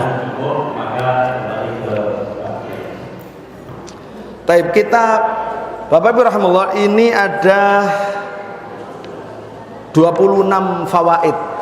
Jadi hadis yang kita baca tadi itu ada 26 fawaid. Tentu nggak cukup waktunya, maka saya pilih yaitu nomor 9. Kita mulai nomor 9. Nomor 9. Kita mulai nomor 7 nih. Nomor 7, keutamaan mencari ilmu syar'i, dan ia adalah sebab untuk mendapatkan taufik dari Allah, dituntun menuju surga. Nomor 8, keutamaan melakukan perjalanan atau pengembaraan untuk mencari ilmu. Mondok dari tempat jauh, ikut daurah dari tempat jauh, dan seterusnya untuk mencari ilmu, ya. Itu punya fadilah besar. 9, at-targhib fil ijtima' fil masajid li tilawatil Quran wa tadarusihi. Anjuran untuk mengadakan halaqah, perkumpulan di masjid, pengajian di masjid, guna membaca Quran, belajar membaca Quran, tahsin Quran, tahfidz Quran, dan seterusnya, plus tafsirnya, maknanya apa, pelajarannya apa. Yang keempat, yang ke-10, besarnya keutamaan orang berhalaqah Quran dan tafsir di masjid, karena akan mendapatkan 4 fadilah: turunnya ketenangan dari Allah, dipenuhi oleh rahmat, dikelilingi oleh malaikat, dan dibanggakan di hadapan para malaikatnya. Ke-11, bahwa membaca Al-Quran dan deres mempelajari isinya itu akan mendatangkan tumakninah, menjadi obatnya hati, tombo hati, dan akan mendapatkan rahmat yang besar dari Allah Subhanahu wa taala. 12, membaca Quran dan belajar Al-Quran sebab didekati oleh para malaikat, ya. Sebab disebut-sebut oleh Allah, dibanggakan oleh Allah di depan para malaikat. 13, malaikat itu mencintai zikir, mencintai ilmu, mencintai orang yang belajar ilmu, mencintai para santri. 14, membaca Al-Quran dan belajar ilmu syar'i itu termasuk zikir kepada Allah, termasuk zikir kepada Allah. Maka diantara balasannya disebut-sebut oleh Allah, fadhkuruni adzkurkum, ya. Fadhkuruni bukan hanya berzikir la ilaha illallah Allahu akbar, tapi juga belajar ilmu syar'i, termasuk kita pagi hari ini. Kemudian berikutnya Bapak Ibu rahimahullah, begini, Thariqah nomor 25 sekarang kita lewati. 25,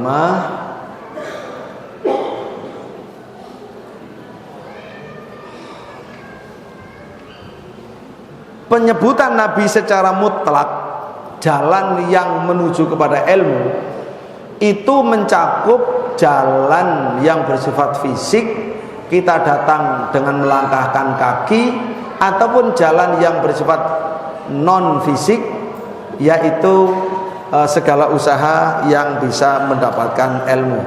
Semua usaha itu masuk di dalam hadis ini. Kalau fisik, kita datang ke masjid, datang ke madrasah, datang ke tempat halaqah, datang ke tempat daurah, di mana saja, dekat atau jauh, itu masuk di situ. Kemudian adapun yang tanpa usaha fisik, yang tanpa perjalanan fisik, kita membaca kitab, buku terjemahan, kita sambil tiduran mendengarkan kaset ceramah, itu adalah usaha yang tidak banyak mengeluarkan tenaga di situ. Kemudian Bapak Ibu rahimahullah, nah, jadi sepertinya itu untuk mewakili beberapa manfaat. Atau terakhir sebagai penutup, nomor 26, idhafatul masajid ilallahi tasrifan laha li anha mahallu dzikri wa ibadati. Menisbatkan masjid kepada Allah, ini masjidnya Allah, ini rumah Allah. Maka penyebutan demikian bahwa masjid ini dinisbatkan pada Allah, dibangsakan pada Allah, ditambahkan pada nama Allah, itu adalah untuk memuliakan masjid. Karena masjid adalah tempat menyebut nama Allah dan tempat mengabdi kepada Allah.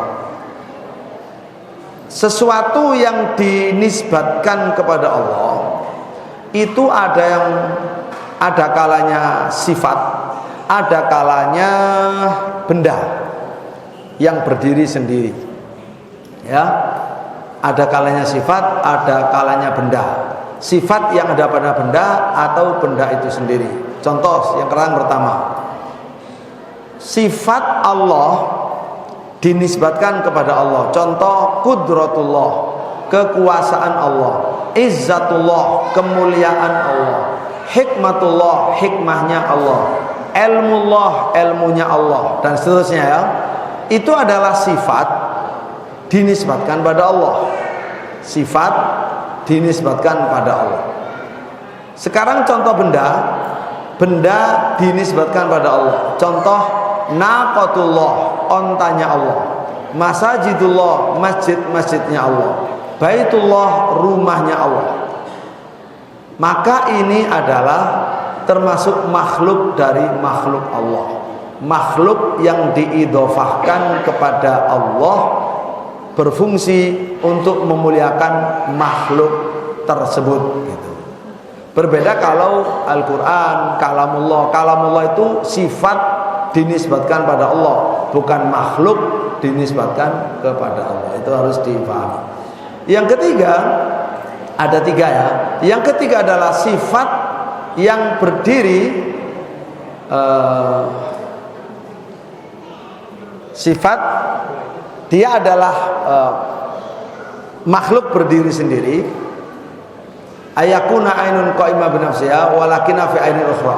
Tetapi dia memang benda berdiri sendiri, tetapi ia ada pada ain atau pada zat. Ain itu zat ya. Dia zat berdiri sendiri, tapi ada pada zat yang lain. Seperti ruhullah, ruhnya Allah. Fanafahna fihi min ruhina. Kami meniupkan kepadanya dari ruh kami. Tentang Nabi Adam, fa idza sawaitu wa nafakhtu fihi min ruhi. Nah, kata ruh ini bukan ruh Allah sendiri, bukan.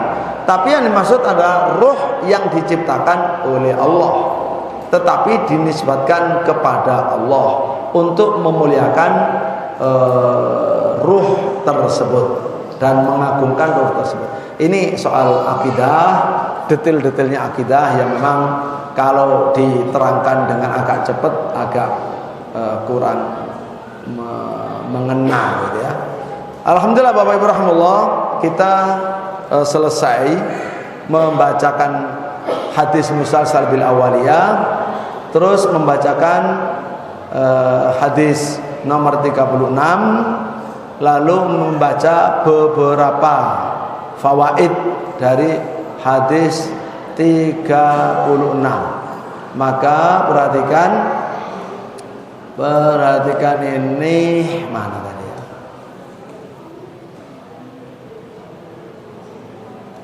Kita akan berikan sanad. Kita katakan setelah selesai semuanya, ya ini tadi ke sini. Untuk musalsal bil awaliyah, saya meriwayatkan lebih dari 180 ulama, di antaranya Imam dan Khatib Masjid Nabawi, Syekh Abdul Muhsin Al-Qasim.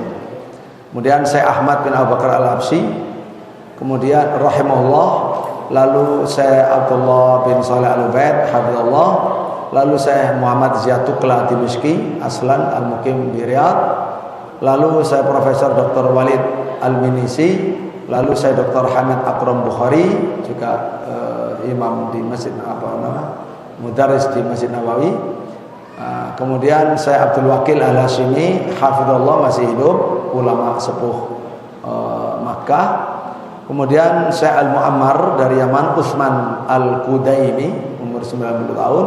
Lalu saya Abdul Sattar Marwat Khan Pakistani Hanafi, Rais Rektor Jami'ah Darul Ulum Nuswira, Pakistan. Lalu saya Abdul Qasim Nu'mani Benarisi, Benares, Rektor Universitas Darul Ulum Deobandi, India. Lalu saya Mukri Syekh Qurra Biladisa Muhammad Quraim Raji Hafidhullah. Lalu saya Muhaddis Al-Kabir Hafidh Sana'ullah Zahidi, Rais Jamiah Islamiyah di Madinah Shadiq Abad di Pakistan. Saya Bilal Asghar bin Syekh Abdul Ahad bin Syekh Abdul Sami' ibn Syekh Zuhur Ahad Al-Ansari di Deobandi. Lalu saya Rashid Al-A'zami lebih dari 90 tahun. Lalu saya Abdurrahman Abdul Bayan As-Salafi rahimallah sudah wafat. Lalu Muhammad Farid Al-Masuti Ad-Dimashqi, gitu Bapak Ibu rahimallah. Itu diantara yang awaliyah.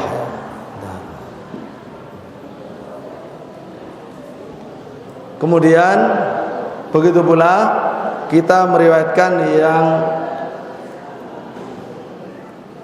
Arba'in Nawawi.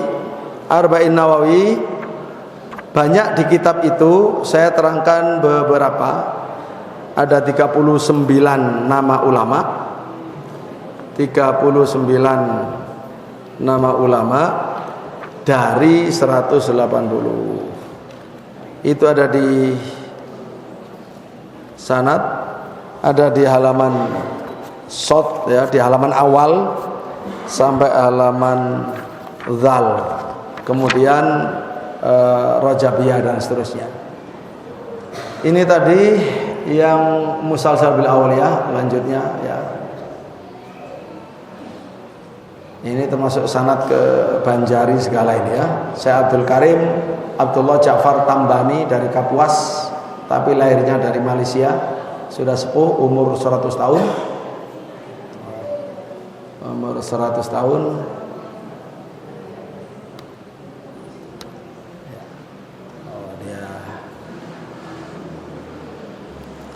Nah, kalau untuk Arba'in Nawawi ada banyak ulama, di antaranya yang akan saya berikan sanad nanti bagi yang mengisi formulir dari saya Abdurrahim dari Yaman, Abdurrahim Asy-Syar'abi, murid Syekh bin Bas rahimahullah.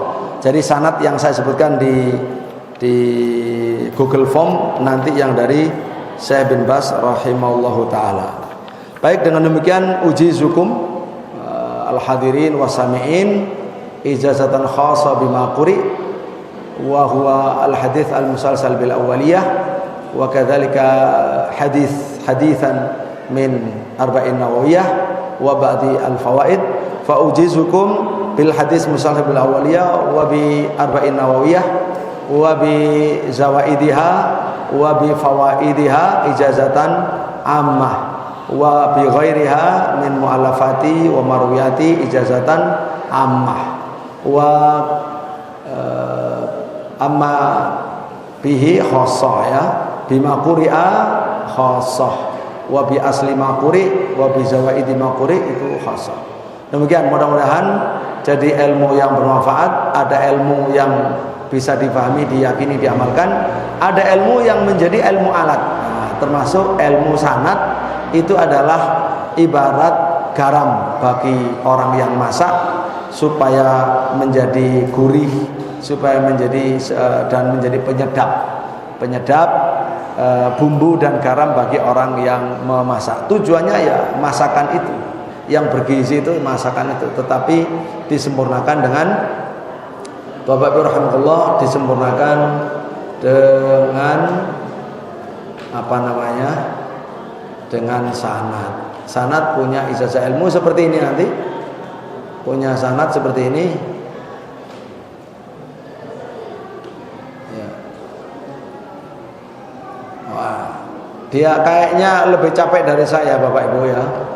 Jadi laptopnya lebih capek dari saya, alhamdulillah ya. Jadi demikian, mohon nanti jadi ada Google Form untuk diisi kalau ingin mendapatkan sanad Bapak Ibu ya. Nah, seperti ini, ingin mendapatkan sanad seperti ini contoh ya. saya gini. Ini hadis musalsal bil awaliyah. Ini contoh Ustadz Friskal memasukkan namanya, ya langsung muncul begini. Ini dari banyak ulama ya. Tadi yang sudah sebut foto-fotonya dari Syekh Dr. Abdul Muhsin dan seterusnya. Nah, untuk yang Arba'in Nawawi akan mendapatkan begini. Arba'in Nawawi dari 84 ulama itu saya ambil satu saja di sini biar singkat, yaitu dari Syekh Abdul Rahim bin Abdul Wahid Asy-Syar'abi Al-Yamani, saya besarkan. Jadi saya mendengarkan kitab Arba'in ini dari beliau mayoritasnya, tidak 100%, ada kurangnya karena waktu itu ada telatnya. Beliau dari murid Syekh bin Baz rahimahullah, maka saya katakan akhbarana bi sama'an li aktsari wa ijazatan al-Mu'ammar Abdul Rahim bin Abdul Wahid Asy-Syar'abi wa huwa yarwihi anil alama Muhammad bin Salim al-Bihani. Untuk sanadnya ini yang dari Syekh Salim Bihani. Kalau dari Syekh bin Baz itu kitab Bulughul Maram dan lain-lain ya. Anil Qadi Abdullah bin Ali al-Yadumi, Anil Husain bin Ali al-Umari, Anil Qasim bin Husain bin Qasim al-Mansur, qala akhbarana Ali bin Ahmad al-Dhafri, qala akhbarana Abdullah bin Muhammad bin Ismail al-Amir, qala akhbarana Walid al-Imam Mujtahid Muhammad bin Ismail al-Amir, qala akhbarana Yahya bin Umar Maqbul Ahdal, qala akhbarana Abu Bakar bin Ali Battah, qala akhbarana Yusuf bin Muhammad Battah, qala akhbarana Tahir bin Husain Ahdal, qala akhbarana Al-Hafidh Abdurrahman bin Ali Ad-Daiba, qala akhbarana Zainuddin Abdul Abbas Ahmad bin Abdul Latif Saraj, qala akhbarana Abdul Khair Muhammad bin Muhammad Ibn al-Jazari, qala akhbarana Al-Hafidh Imaduddin Ibn Katsir Al-Qurashi, qala akhbarana Al-Hafidh Abdul Hajjaj Jamaluddin Yusuf bin Abdurrahman Al-Mizzi, qala akhbarana Al-Imam Al-Hafidh Abu Zakaria An-Nawawi Syaraf An-Nawawi. Begitu, ini sekedar contoh, yang lain banyak. Alhamdulillah, semoga jadi ilmu yang bermanfaat. Amin ya rabbal alamin.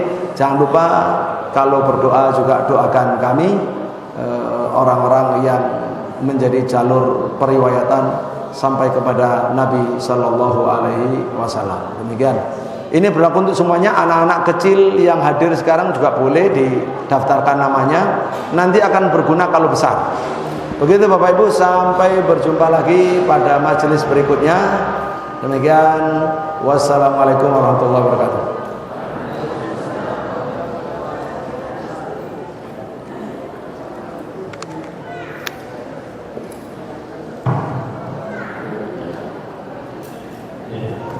Kami ucapkan terima kasih kepada Ustaz Dr. Yedi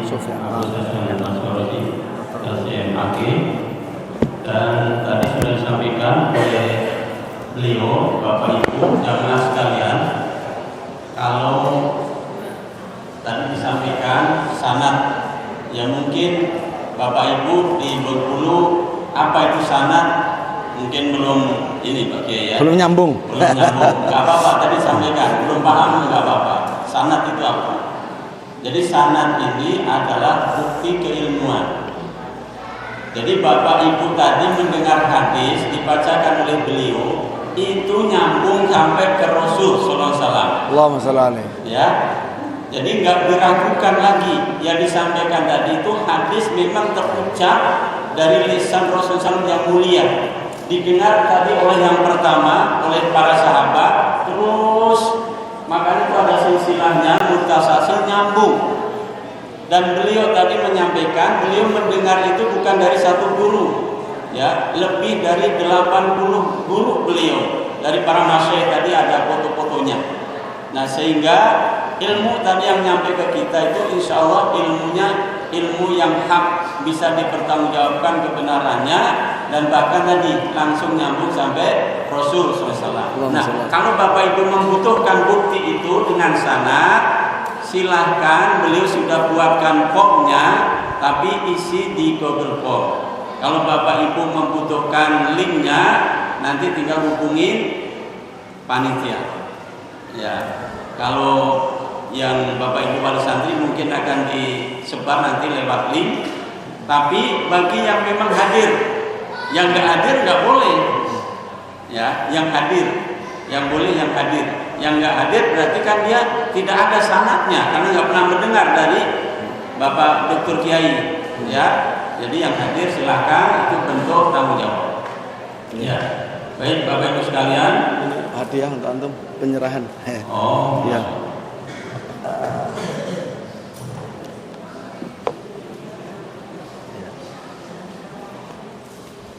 Hadiah beberapa cetakan buku terbitan dari kita, termasuk Menuntun Syiah ke Jalan yang Benar, dan buku-buku tadi kita hadiahkan ke Ustaz Sufyan Toha. Barakallahu fikum.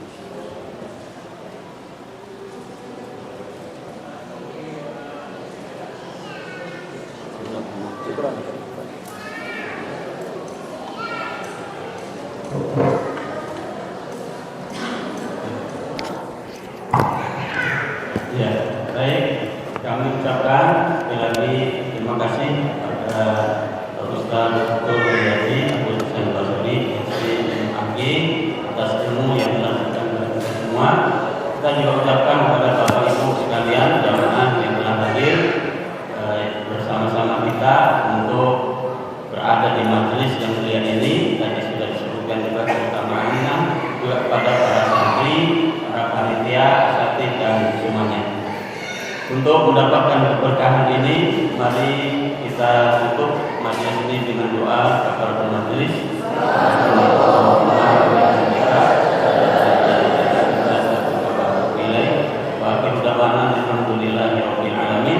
Wassalamualaikum warahmatullahi wabarakatuh. Waalaikumsalam warahmatullahi wabarakatuh. Ya, yang Bapak Ibu tadi mau